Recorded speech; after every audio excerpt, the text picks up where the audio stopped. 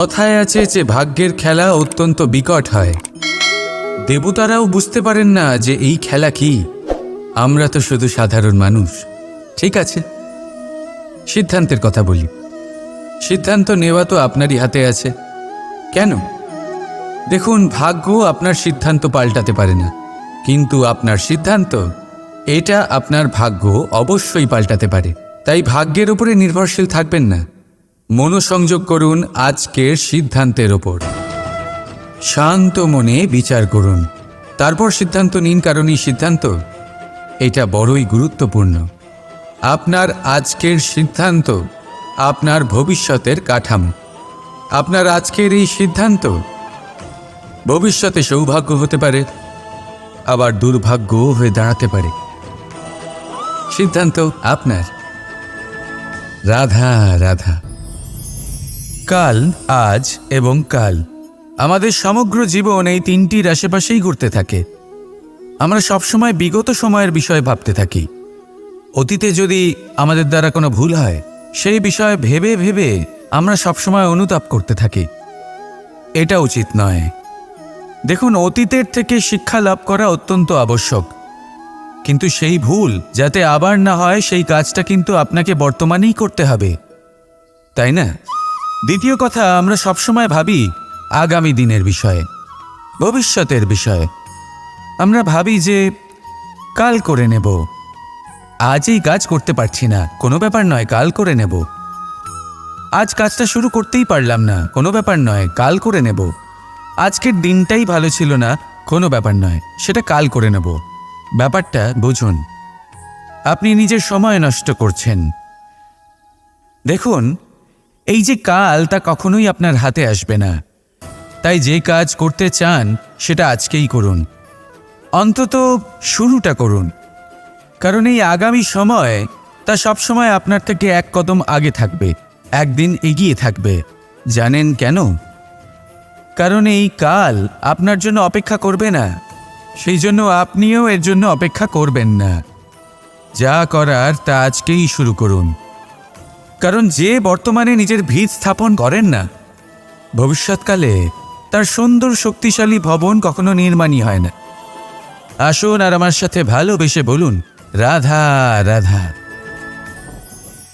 জীবনে এমন কি আছে যা আপনাকে অজান্তে শিখরে পৌঁছে দিতে পারে বা আপনার পতনও ঘটাতে পারে? সঙ্গতি। যদি আপনি কোনো শ্রেষ্ঠ ব্যক্তির সঙ্গ লাভ করেন, তাহলে তার শুভ চিন্তা, তার গুণ, তার স্বভাব আপনার মধ্যে চলে আসবে। আপনি আরও শ্রেষ্ঠ হয়ে উঠবেন। আবার সেখানেই যদি আপনি কোনো দুষ্ট ব্যক্তির সঙ্গতি লাভ করেন, কোনো খারাপ মানুষের সঙ্গতি লাভ করেন, তাহলে আপনার শুভ চিন্তা, আপনার গুণ, তা যে কখন আপনার থেকে কেড়ে নেওয়া হবে সেটা আপনি জানতেও পারবেন না। দেখুন, এই সঙ্গতি হলো অত্যন্ত গুরুত্বপূর্ণ। এই সঙ্গতি আপনার নিয়তি নির্ধারণ করে। আপনাকে উদাহরণ দিলে, বৃষ্টির ফোঁটাকে দেখুন। যদি কোনো ফোঁটা গাছের পাতায় এসে পড়ে, তাহলে তা জীবন দান করতে পারে। যদি এমন কোনো ফোঁটা সাপের মুখে এসে পড়ে, তাহলে তা বিষে পরিণত হয়। যেমন সঙ্গ, তেমন নিয়তি। এবার দুর্ভাগ্যের বিষয় হলো এটাই যে বর্ষার ফোঁটা নির্ধারণ করতে পারে না সে কোথায় পড়তে চায়। তার নির্বাচনের ক্ষমতা নেই। কিন্তু আপনি, আপনার কাছে তো বিবেক আছে, আপনি ভাবতে পারেন, চিন্তা করতে পারেন। তাহলে আপনি ভাবুন, আপনি কি এমন সঙ্গ চান যা শ্রেষ্ঠ, নাকি এমন সঙ্গ চান যা অশুভ? নির্বাচন আপনারই। শ্রেষ্ঠ সঙ্গ বাছুন আর আমার সাথে ভালোবেসে বলুন, রাধা রাধা। সুরক্ষা। এই সুরক্ষা আসলে কি? এটা কি কোনো কবচ, নাকি কোনো সীমা? এই সুরক্ষা আসলে অন্য কিছু। আমাদের মাতা পিতা, আমাদের প্রিয়জন, আমাদের বন্ধু, এই সমাজ, আমাদের শুভাকাঙ্ক্ষী, আমাদের আত্মীয়, এনারা সবাই আমাদের জীবনে কোনো না কোনোভাবে সুরক্ষা দিয়ে থাকেন, একটা কবচ দিয়ে থাকেন কোনো না কোনো রূপে। কিন্তু দেখতে গেলে আমাদের পরাক্রমের পথে, আমাদের বীরত্বের পথে, আমাদের সাহসের পথে এই সুরক্ষাই সবথেকে বড় বাধা হয়ে দাঁড়ায়। একবার ভেবে দেখুন, যদি আপনি কোনো সুরক্ষাই না পান বা যদি আপনি এই সুরক্ষা ভেঙে বাইরে আসতে পারেন, তাহলে আপনার বীরত্ব চরম সীমায় পৌঁছে যায়। কেন? কারণ তখন আপনি জানেন যে এই সংসারের সম্মুখীন আমাদের নিজেদেরই হতে হবে। আপনি বুঝে যান যে শত্রুর সম্মুখীন এবার নিজের বলের দ্বারা, নিজের পরাক্রমের দ্বারা, নিজের সাহসের দ্বারা করতে হবে। আর তখন আমাদের মনের মধ্যে এই শক্তি জাগ্রত হয়। এই শক্তি অন্তরেই বসবাস করে। শুধু এটা চিনে নিতে হবে, একে জাগ্রত করতে হবে। আর এটা সুরক্ষা ভেঙে যাওয়ার পরেই সম্ভব হয়। আর যারা নিজের শক্তি সম্পর্কে জানেন, যিনি নিজেই জানেন তিনি কতটা শক্তিশালী, তিনি নিজেই নিজের সুরক্ষা কবচ চিরকালের মতো ভেঙে ফেলে দেন, ঠিক কর্ণের মতো। আর তারপরে দেখুন, আপনার পরাজয় হোক বা বিজয়ী হোক না কেন, সেটাই অনেক বড় হয়, সেটাই প্রশস্ত হয়ে থাকে। সেই জন্য ত্যাগ করুন নিজের ভয়কে, নিজের আশেপাশের এই সুরক্ষা চক্রকে ভেঙে ফেলুন আর সম্মুখীন হন এই সংসারের, নিজের শত্রুর সম্মুখীন হন। পরাক্রমের এই অঙ্কুর, তা অঙ্কুরিত হওয়ার জন্য বীজের উপরের এই কবচ, এটা ভেঙে যাওয়া অতি আবশ্যক। আসুন আমার সাথে ভালোবেসে বলুন, রাধা রাধা। ভাবনা, এই ভাবনা সত্যি হয়ে সামনে আসে, এটা হলো কঠোর সত্যি। কারণ ভাবনাই হলো সেই বীজ যা সত্যরূপী সেই চারাকে জন্ম দেয়, তাকে বিকশিত করে। এবার ভাবুন, যদি এই বীজ কাঁটা গাছের হয় তাহলে তা ছায়া দেবে না, তা শুধুই কাঁটা প্রদান করবে। সেইখানেই যদি এই বীজ বট গাছের হয় তাহলে তা এমন এক গাছে পরিণত হবে যা অনেক বছর ধরে অনেক মানুষকে ছায়া প্রদান করবে, পাখিদের বাসা হবে। সেইভাবেই এই ভাবনা, যদি এই ভাবনা নিচু মানের হয় তাহলে আপনাকে আশঙ্কিত করবে, যদি এই ভাবনা উচ্চ মানের হয় তাহলে আপনাকে সমাধান দেবে। সেই জন্য ভেবেচিন্তে নিজের এই ভাবনা চয়ন করুন। এই ভাবনা আপনাকে আশঙ্কাও দিতে পারে, সমাধানও দিতে পারে। কি নির্বাচন করবেন আপনি, শঙ্কা নাকি সমাধান? নিচু মানের ভাবনা নাকি বড় মাপের ভাবনা? সিদ্ধান্ত আপনার। আসুন আমার সাথে ভালোবেসে বলুন, রাধা রাধা। ব্যক্তি সাফল্য পাওয়ার জন্য প্রথমে লক্ষ্য স্থির করে, তারপর পরিকল্পনা করে, তারপর পথে চলে। আর সব সময় এই চেষ্টাই করে থাকে যাতে তাতে সবচেয়ে কম বাধা আসে। এই পথে কোথাও কোনো চড়াই না আসে, কোনো উতরাই না আসে, কোনো খাদ না আসে। আর এখানেই সবচেয়ে বড় ভুল করে ফেলে। কিভাবে? ভাবুন, এক সোজা সরল পথ আপনাকে কোথায় নিয়ে যাবে? এক সরল সাধারণ স্থানে। সেখানে তো যে কেউ পৌঁছতে পারে, তাতে বিশেষত্ব কি আছে? ভাবুন, যদি আপনার পথে বাধা থাকে, বিঘ্ন থাকে, বিপত্তি থাকে এবং তার ওপর এক শিখরও থাকে যা আপনার জন্য অপেক্ষা করছে, সাফল্যের সেই শিখর যেখানে কেউ সহজে পৌঁছতে পারে না, যা হলো বিশেষ। তাই নিজের জীবনে যখনই সমস্যা আসবে তাকে ভয় পাবেন না, মুখে হাসি নিয়ে তাকে স্বাগত জানান। আর সাবধানে থাকবেন, যদি আপনার পথে কোনো বাধাই না আসে তাহলে এর দুটোই অর্থ হয়। হয় আপনি নিজের লক্ষ্য সঠিক বেছে নেননি, নয় আপনি রাস্তা সঠিক বেছে নেননি। রাধা রাধা। মানুষ কতটা শক্তিশালী হয়, তার কতটা সামর্থ্য রয়েছে, সে কতটা প্রতিভাশালী হয়, এটা হয়তো বলার কোনো দরকারই নেই। আজকের দিনে সবাই জানে যে মানুষ কি না করতে পারে। মানুষ চাইলে সব কিছু করতে পারে। মানুষ যদি চায় মাছের মতো জলে সাঁতার কাটতে পারে। মানুষ যদি চায় হিমালয়ের মাথা নতও করতে পারে। মানুষ যদি চায় সমুদ্র থেকে মুক্ত সংগ্রহ করতে পারে। মানুষ যদি চায় তাহলে আকাশের পাখির মতো বিচরণ করতে পারে। মানুষ চাইলে সব কিছু পেতে পারে, সে জ্ঞান, সম্পত্তি, পরিবার, সাফল্য, সব কিছু। যদি কিছু থাকে যেটা সে গ্রহণ করতে চায় না, সেটা হলো তার দোষ, তার ভুল। মানুষ এসব কখনো গ্রহণ করতে চায় না, কিন্তু যেদিন মানুষ তার দোষ বুঝতে পারবে, নিজের ভুল বুঝতে পারবে, সেটা স্বীকার করতে পারবে আর সেটা ঠিক করার পথে অগ্রসর হবে, তাতে সে সফলও হবে, সেদিন সে প্রকৃত রূপে মানুষ বলে গণ্য হবে। সেদিন সে মুক্তি লাভ করবে। ভুল সবাই করে, দোষ সকলের মধ্যে থাকে।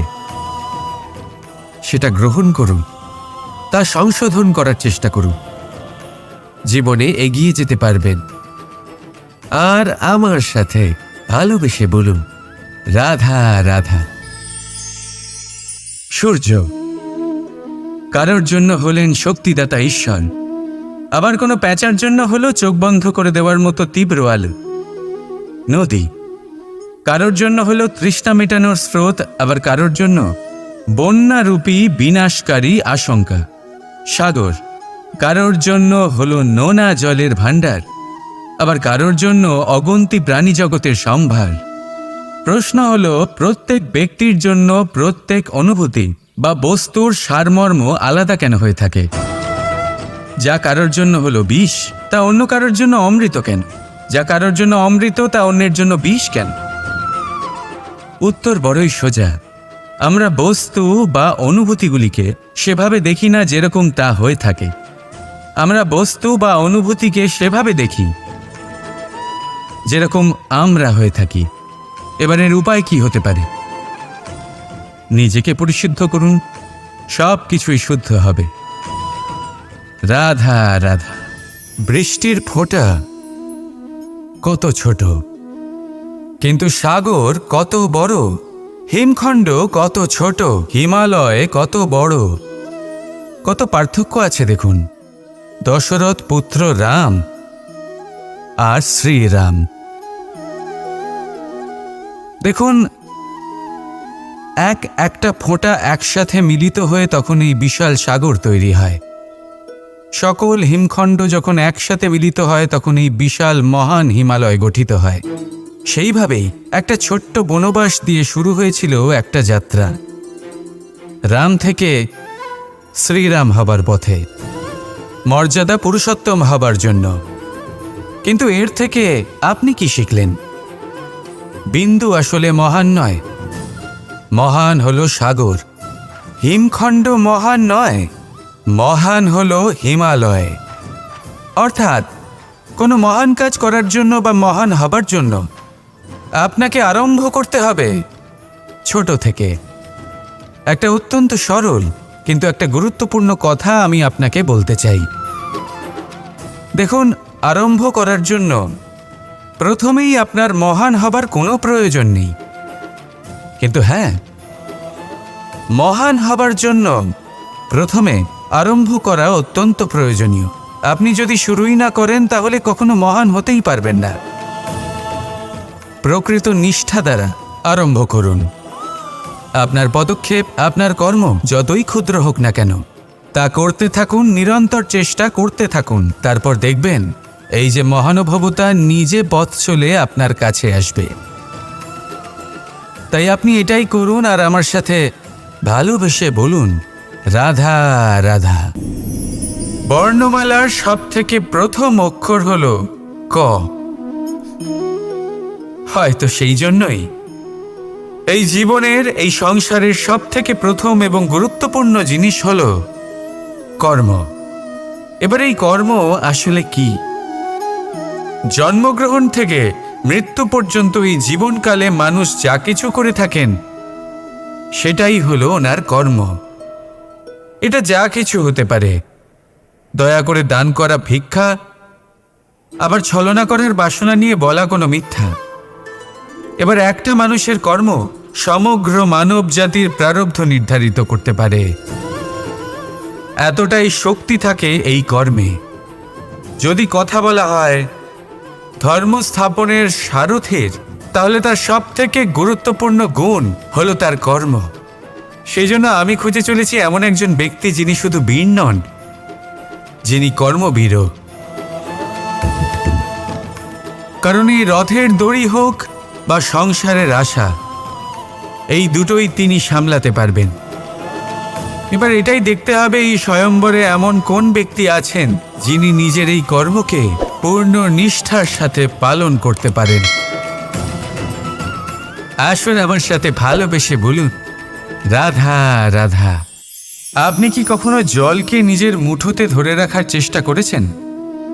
চলুন আজ করা যাক।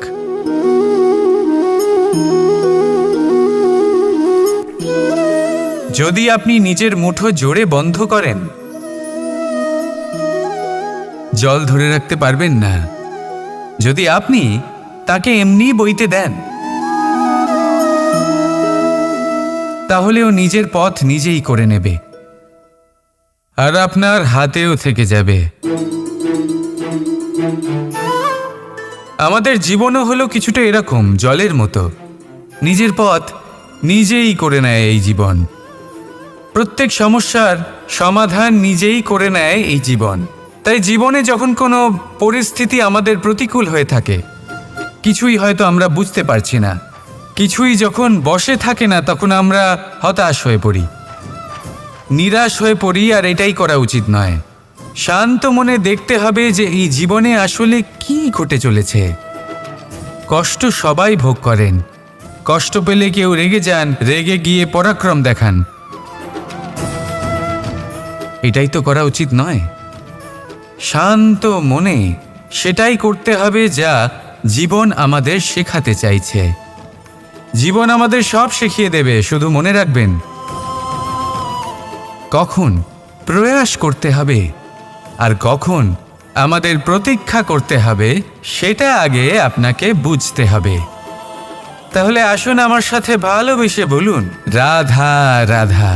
পড়ে যেতে কোনো আপত্তি নেই, শুধু পড়লে পরও সেই জলের ফোঁটার মতো যা এই সংসারকে জীবন দান করে। আর সেই ওঠার মধ্যেও কোনো কৃতিত্ব নেই, যেখানে অন্য কারোর কাঁধের ওপর পা রেখে উঠতে হয়। নিজের অস্তিত্ব হারাতে কোনো ক্ষতি নেই, যদি তা সেই বীজের মতো হয় যা এক নতুন গাছের অস্তিত্বকে জন্ম দেয়। কিন্তু সেই অস্তিত্বের জন্মে কি লাভ যা অন্য কারোর স্বপ্নকে নস্যাৎ করে তৈরি হয়? ক্রোধে খারাপ কিছুই নেই, যদি তা কোনো দুষ্টকে সঠিক পথে চালনা করে। কিন্তু সেই মেনে নেওয়া, সেই দয়ায় কি লাভ যা আপনাকে দুর্বল করে? অর্থাৎ খারাপ বা ভালো কর্ম হয় না, শুধু সেটা কখন, কোন স্থানে, কিভাবে করা হবে, সেই সিদ্ধান্ত খারাপ বা ভালো হয়। সঠিক সময় করলে তা হয় গুণ, নয়তো হয় খুন, যা আপনাকে ভিতরে ভিতরে নষ্ট করে দেবে। রাধা রাধা। সব থেকে ভালো যুদ্ধ সেটাই যা কখনো লড়াই হয়নি, অর্থাৎ বোঝাপড়া, সন্ধি। সব আবশ্যক পরিস্থিতিকেই শুভ করা যায়। নিজের থেকে শক্তিশালীর সাথে যিনি সন্ধি করেন তিনি বিদ্বান। নিজের সমকক্ষের সাথে যিনি সন্ধি করেন তিনি গুণবান। আর নিজের থেকে দুর্বলের সাথে যিনি সন্ধি করেন তিনি দয়াবান। একটা যুদ্ধ আপনার একাধিক শত্রু তৈরি করতে পারে, কিন্তু একটা মীমাংসা আপনাকে একটা বন্ধু দিতে পারে। তাই হাতের মুঠো তখনই শক্ত করুন যখন যুদ্ধ এড়ানো অসম্ভব হয়ে পড়ে, নয়তো হাত বাড়িয়ে হাত মেলান। কারণ মিলনে যে সুখ, যাতনায় তা নেই। রাধা রাধা।